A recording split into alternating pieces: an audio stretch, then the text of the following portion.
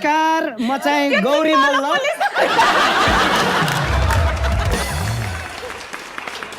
आज म एकदमै खुसी छु। म छैन। ए तृप्ति दिजु, मायाको बारीमा प्रीतिको फूल।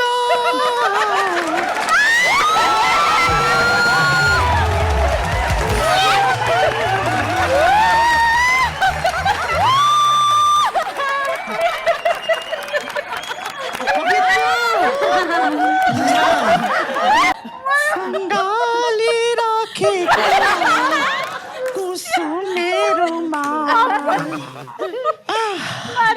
दिदी त त्यत्रो वर्ष इन्डिया बसेर पनि कस्तो नेपाली गीत याद रहेछ है। हो नि, मलाई त इन्डियाको सबै याद छ कि। मलाई नेपालको यादै गर्न मन नलाग्ने भनेको चाहिँ भुवन केसी मात्रै हो।